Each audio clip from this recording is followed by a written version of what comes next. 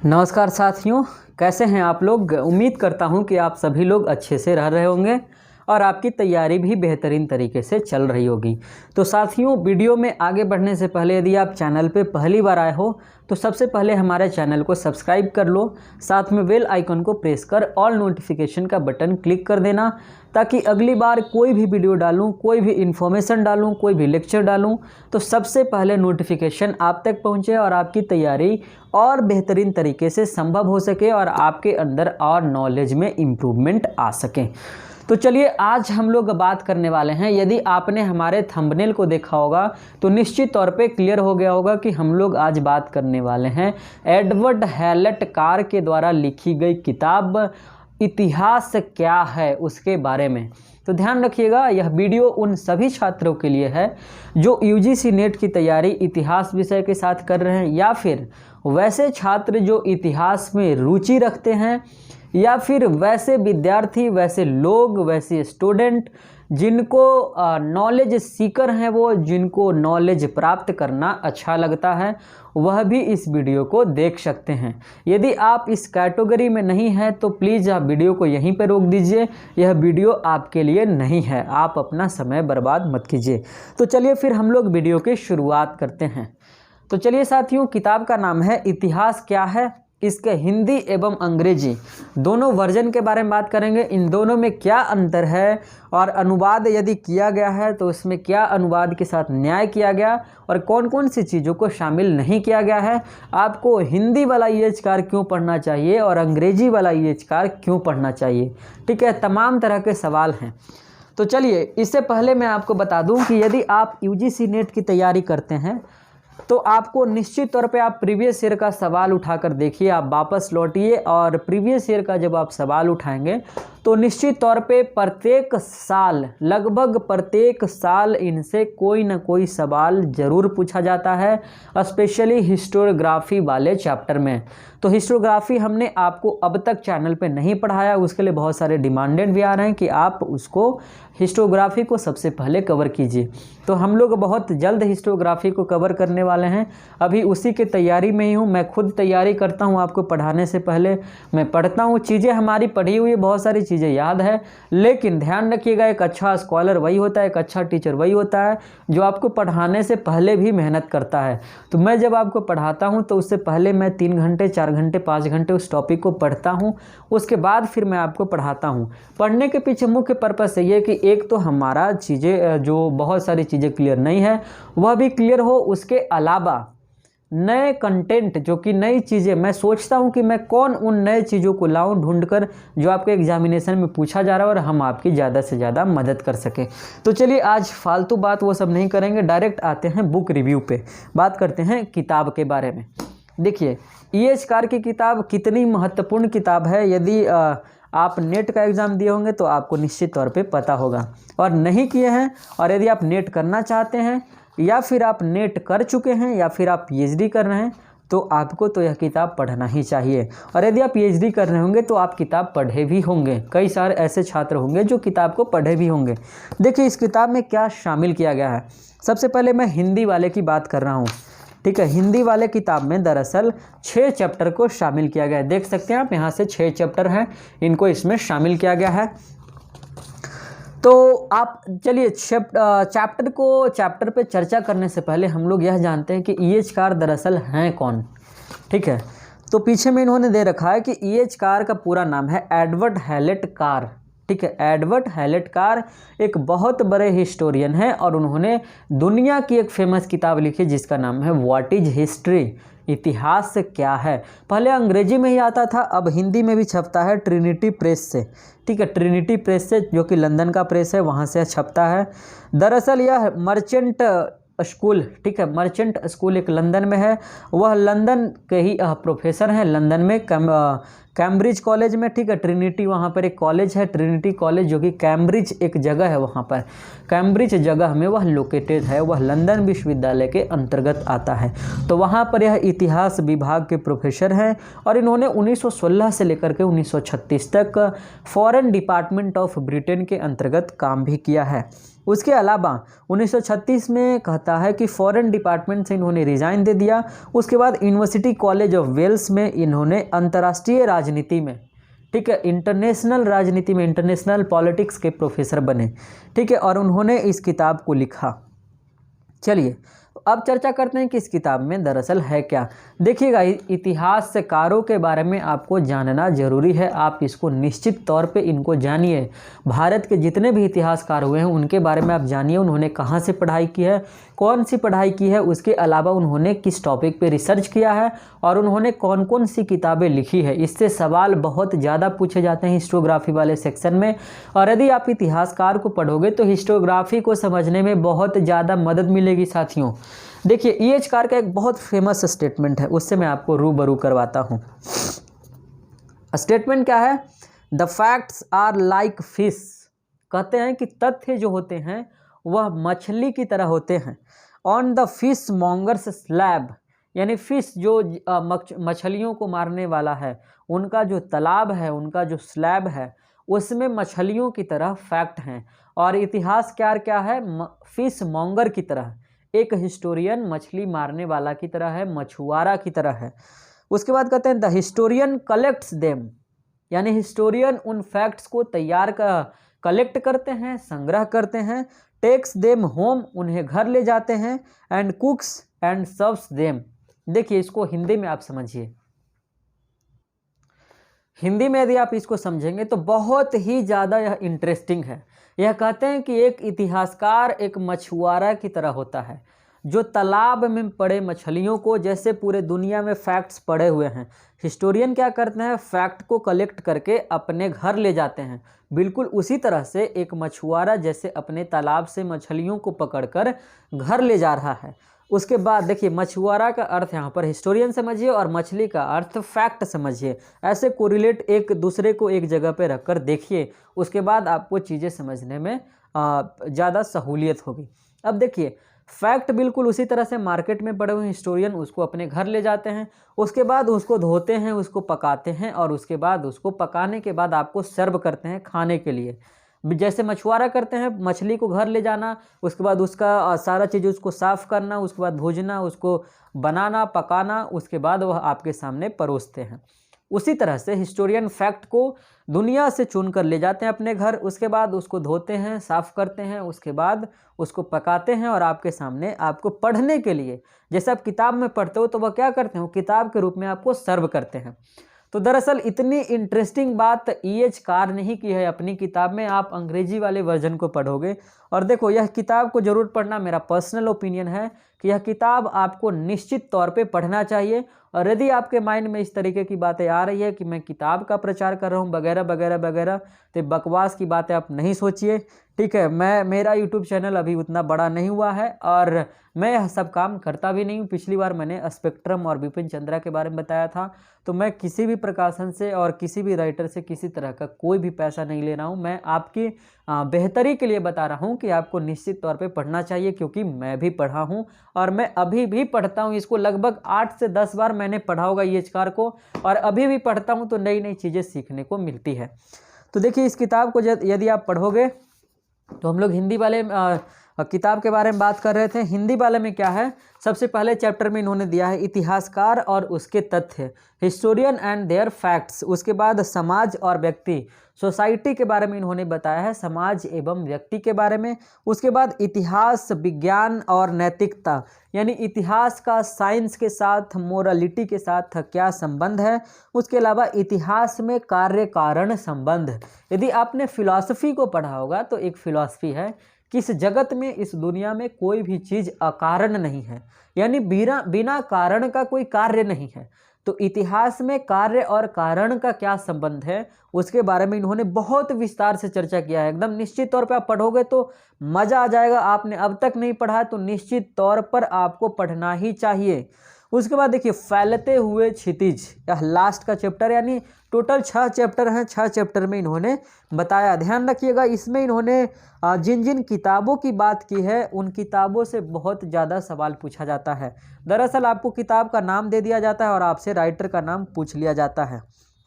देखिए, एक लाइन आपको बताता हूँ, पेज नंबर 70 में इन्होंने बताया कि इतिहास प्राचीन ग्रंथों से कहीं ज़्यादा कठिन और किसी भी विज्ञान के बराबर ही गंभीर विषय है। मतलब कह रहे हैं जिस तरीके से विज्ञान एक गंभीर विषय है, उसी तरह से इतिहास भी एक गंभीर विषय है। इसमें इन्होंने इतिहास के बारे में इतनी सारी चीज़ें बताई है कि आपको बहुत ज़्यादा मज़ा आने वाला है। एक हिस्टोरियन के बारे में यह बताते हैं कि गंभीर इतिहासकार वह है जो मूल्यों के इतिहास आश्रित चरित्र को पहचानता है और स्वीकार करता है, न कि वह जो अपने मूल्यों के लिए इतिहासित वस्तुवादिता का दावा करता है।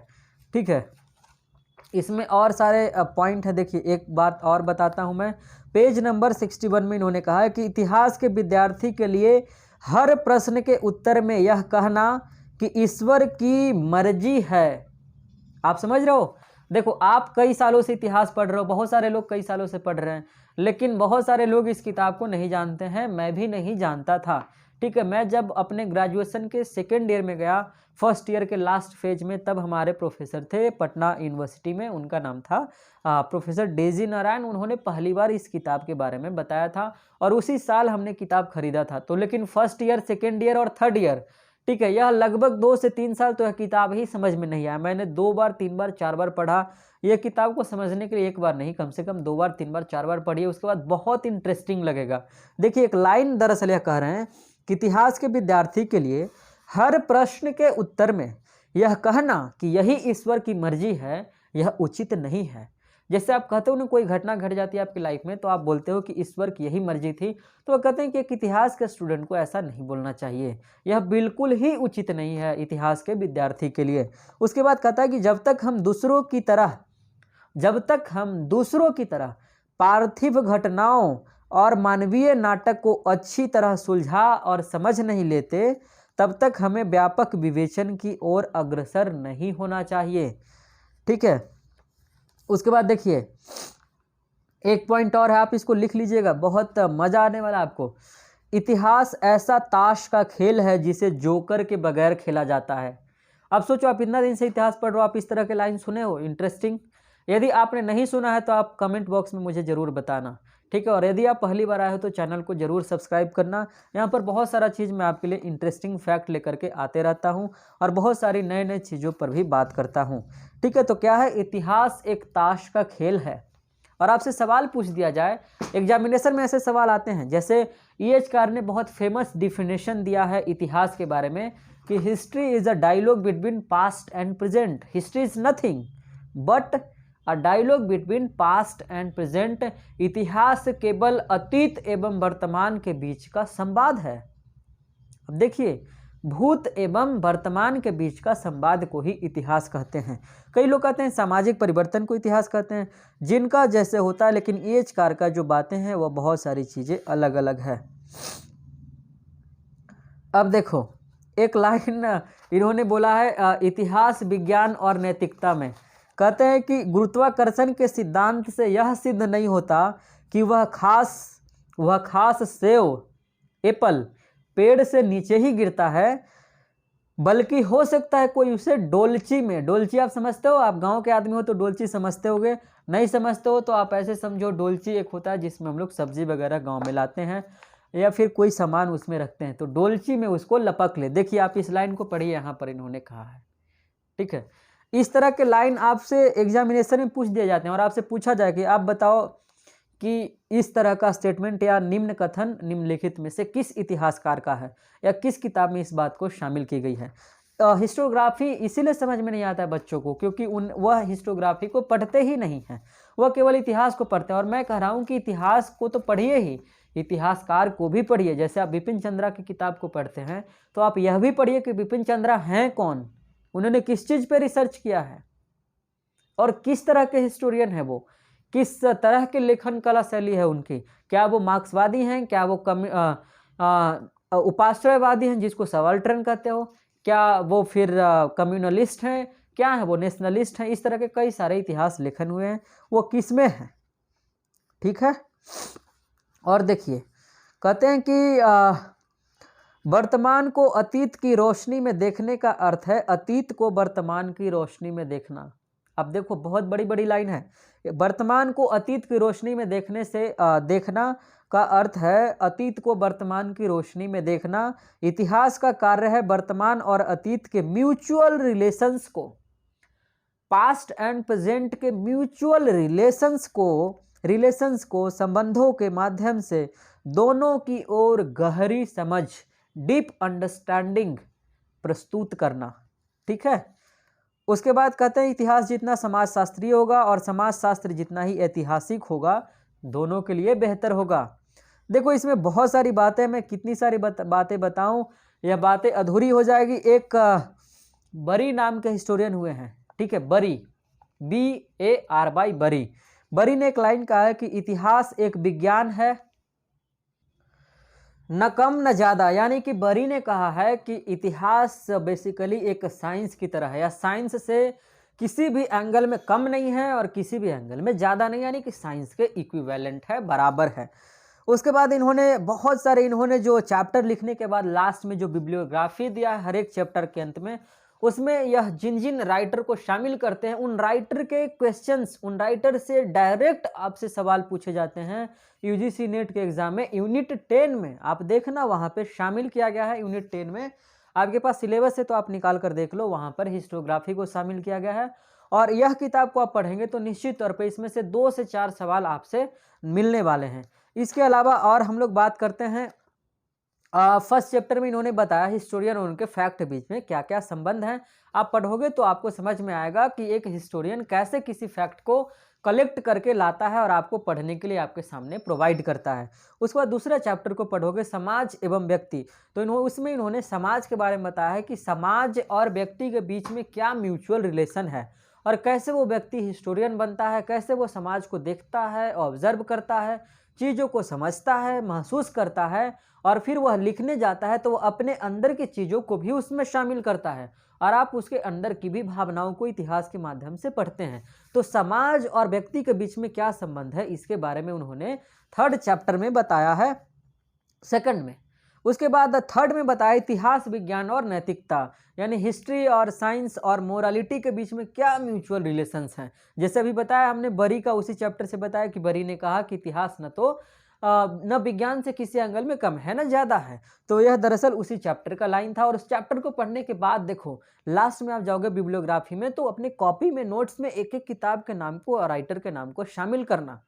ठीक है, जरूरी है ये सारी चीज़ें, आपको मदद मिलेगा। आपको हिस्ट्री में रिसर्च करना है तब, आगे PhD MPhil में करियर बनाना है तब, अन्यथा इसकी कोई ज़रूरत नहीं। फिर आपके लिए सारी की सारी चीज़ें बकवास होंगी। लेकिन आप करना चाहते हो, हायर एजुकेशन में जाना चाहते हो तो ये सारा काम करना, अच्छे अच्छे राइटर को पढ़ने का मौका मिलेगा।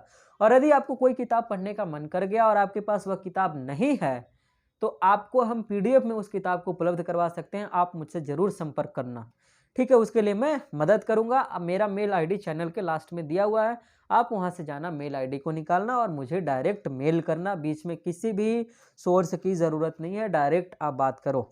उसके बाद इतिहास में कार्य कारण संबंध को लास्ट में इन्होंने बताया है, जो कि हिस्टोग्राफी का चैप्टर है। आप पढ़ोगे तो हिस्टोग्राफी के कई सारे सेक्शन यहीं से क्लियर हो जाएंगे। उसके अलावा इतिहास प्रगति के रूप में, कैसे इतिहास आपके सोसाइटी को प्रोग्रेसिव बनाने में आपके प्रगतिशीलता को मापता है, आंकता है, उसको अप्रिशिएट करता है, उसको मदद करता है।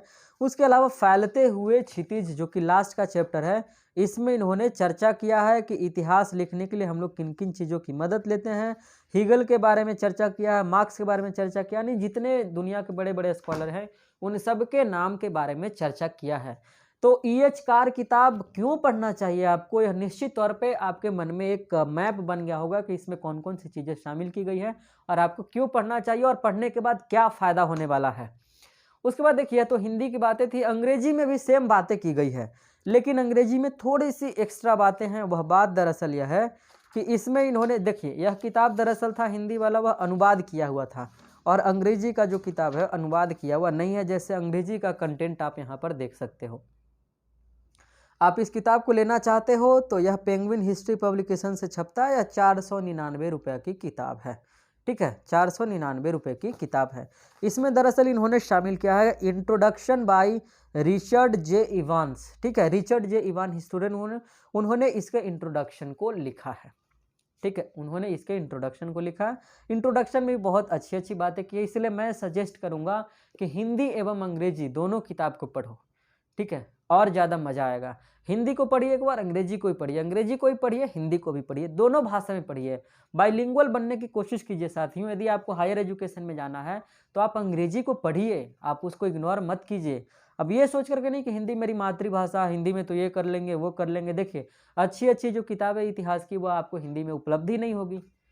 तो मातृभाषा अपनी जगह पे है, और आपको अपने व्यक्तिगत विकास के लिए, पर्सनल डेवलपमेंट के लिए, आपको बेहतर करने के लिए यदि अंग्रेजी पढ़ने की आवश्यकता है तो आप पढ़िए। आप झूठा इमोशनल होकर के आप इमोशनल फूल मत बनिए, ठीक है। उसके बाद देखिए इंट्रोडक्टरी नोट है, उसके बाद प्रीफेस टू सेकंड एडिशन, यानी सेकंड एडिशन इसका छपा है, तो उसको लेकर के कौन कौन सी नई चीज़ें शामिल की गई उसके बारे में बातें की गई है। उसके बाद EH कार के फाइल से बहुत सारे नोट्स और सेकंड एडिशन में शामिल किए गए हैं। तो यह दरअसल यह किताब अंग्रेजी का है और इसमें भी बहुत सारी नई चीज़ें हैं, इसलिए मैं सजेस्ट करूँगा कि आप अंग्रेजी वाला किताब भी खरीदो और हिंदी वाला किताब भी खरीदो। दोनों किताब बहुत ही मज़ेदार है, बहुत ज़रूरी है आपको पढ़ना। तो चलिए, मेरे ख्याल से सारी चीज़ें स्पष्ट हो गई हुई। फिर अब हम लोग मिलेंगे अगले लेक्चर में एक नए किताब के साथ, उसका भी बुक रिव्यू करेंगे। देखिए, यह सारे जो वीडियोज़ हैं वह बुक रिव्यू के सीरीज़ में जाएंगे। इससे पहले हमने स्पेक्ट्रम के बारे में और एक किताब और था जिसको बिपिन चंद्रा का किताब बोलते हैं, आधुनिक भारत का इतिहास, उसके बारे में बताया था। आज हमने इन किताब पर बात किया है। कल हम लोग बात करने वाले हैं एक नए किताब के बारे में, और वह किताब लिखी हुई है, वह किताब किसकी लिखी हुई है? मार्क ब्लॉक की लिखी हुई किताब है, जो कि बहुत फेमस है, बहुत बहुत बहुत बहुत बहुत फेमस है। उससे 3 बार 4 बार 10 बार 20 बार सवाल पूछा है नेट ने। किताब का नाम है द हिस्टोरियंस क्राफ्ट, हिंदी में बोलेंगे इतिहासकार का शिल्प। तो अगले लेक्चर में बात करेंगे हम लोग वह किताब आपको क्यों पढ़ना चाहिए। इस वीडियोस को देखने के पश्चात आपको क्लियर हो गया होगा कि EH कार की किताब व्हाट इज हिस्ट्री आपको क्यों पढ़नी चाहिए। तो चलिए वीडियो को ख़त्म करते हैं, तब तक के लिए शुक्रिया। आप अपना ख्याल रखिए, आप प्यार करते रहिए, लोगों से प्यार कीजिए, नफरत की भावना को ख़त्म कीजिए और नए लोगों को हमारे चैनल के साथ जुड़ने में मदद कीजिए। Thank you very much guys to join me. Bye bye, take care.